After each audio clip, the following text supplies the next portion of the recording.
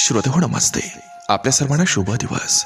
श्रोते हो, जीवनाचा प्रवास करत असताना चांगल्या व्यक्तीसोबत राहून चांगलं बनता नाही येत, पण वाईट व्यक्तीसोबत राहून वाईट बनून जाता येत असतं.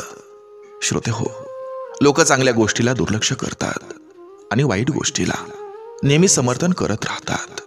नवीन व्यक्ती ही आयुष्यात जर आली तर जुनी व्यक्ती आपल्याला खटकायला लागत असते. लोकांच्या असभ्य वागणुकीला एकच उत्तर आहे, आपलं संयम आणि त्यांचं कर्मफळ. श्रोते हो, आयुष्यात भेटलेल्या चांगल्या व्यक्तीची जागा ही हृदयात कोरली जात असते, त्याच्या आठवणीसोबत. आणि वाईट व्यक्तीचं नाव हे मनात कोरलं जातं, त्यानं दिलेल्या विवळत्या जखमेसोबत.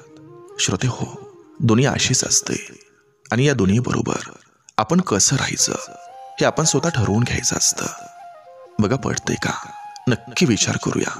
चला, आजही आपल्यासाठी सुंदर विचारांची ही शिदोरी, ही मालिका अशीच पुढे घेऊन आलोय. चला, करूया सुरुवात सुंदर विचारांना, सुंदर सुविचारांना.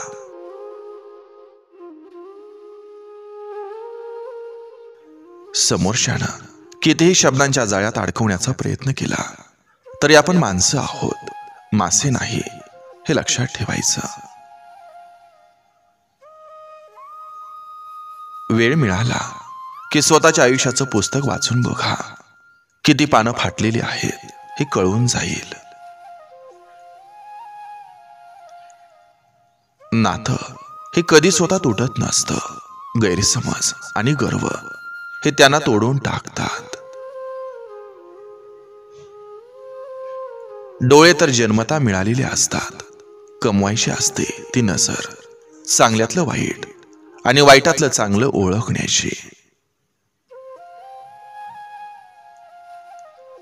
माणसाला एक वाईट सवय आहे, तो किंमत असलेल्या ठिकाणी कमी आणि किंमत नसलेल्या ठिकाणी जास्त घुटमळतो.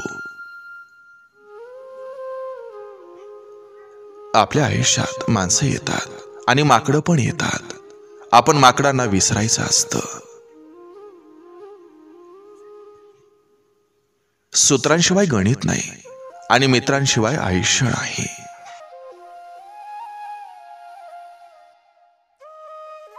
निभावणाऱ्यांना वचनांचा आधार लागत नसतो.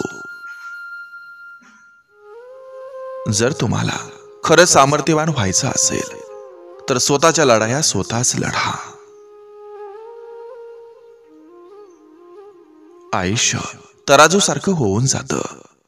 कधी कर्तव्य भारी होतं तर कधी इच्छा.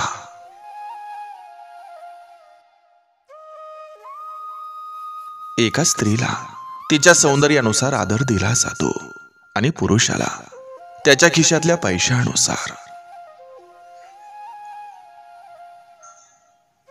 दुःखात आणि अडचणीत स्वतःला भक्कम बनवा, कारण रम पिऊन जर गम पचवला असता तर दारुड्यांच्या घरी रोज दिवाळी दसऱ्याचा माहोल असता. मनात असलेल्या व्यक्तीचं बोलणं हे मनाला जास्त लागतं. मनातल्या प्रत्येक गोष्टी या मनातल्याच व्यक्तीला सांगितल्या जातात. माणूस प्रत्येकाचं मन सांभाळण्यासाठी जर धडपडत बसला तर त्याचा विदूषक तयार होतो.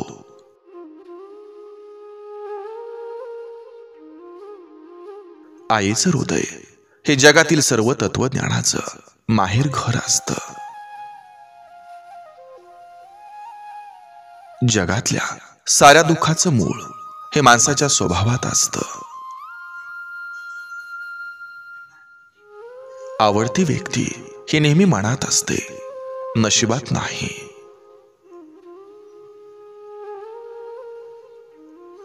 मोकळीक ही कितीही मिळाली तरी मर्यादा आणि संस्कार यांचा समतोल राखता यायला हवा. आवडलेलं मिळालं की माणूस ते आणखी आवडीनं जपतो. पहिल्या नात्यातून दुसऱ्या नात्यात जाताना पहिल्या नात्यातील माणसाचा तळतळाट हा कधी नसावा, नाही तर दुसरं नातं कधीच समाधान देत नाही.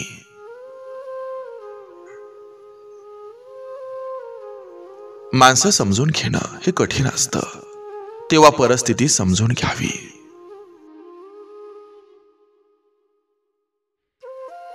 नेहमीच डोक्यानं विचार करू नये. कधी भावनांना सुद्धा वाव द्यावा. आसुसलेल्या डोळ्यांना कधीतरी स्वप्नांचा गाव द्यावा. स्वभावात थोडा तरी तिखटपणा असावा, नाहीतर लोक ऊसाप्रमाणे चावून खातात.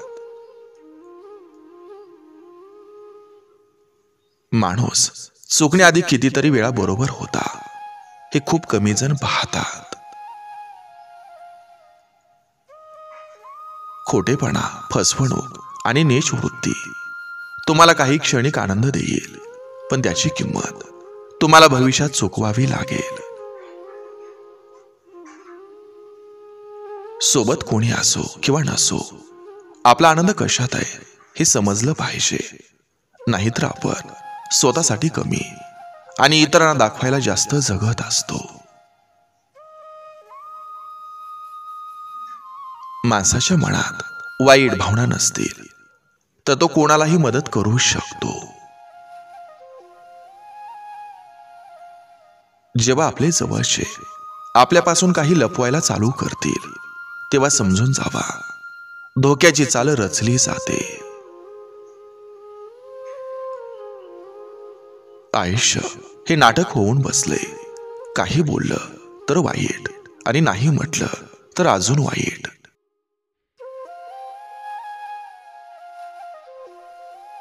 प्रत्येक गोष्टीचं उत्तर हे बोलून नाही दाखवायचं, कारण प्रत्येक ठिकाणी बोलाल तर चुकीचं ठराल.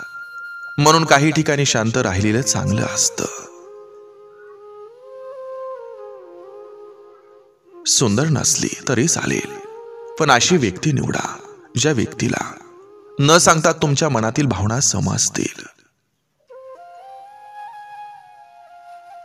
दोघांमधलं भांडण हे दोघातच ठेवा, कारण इतरांना सांगितलं की त्याचा तमाशा होतो. समोरच्याला आपण जेव्हा वरचढ वाटतो तेव्हा वार हे पाठीमागूनच होतात. आपल्या जवळच्या माणसाला सगळं सांगावं लागत नाही.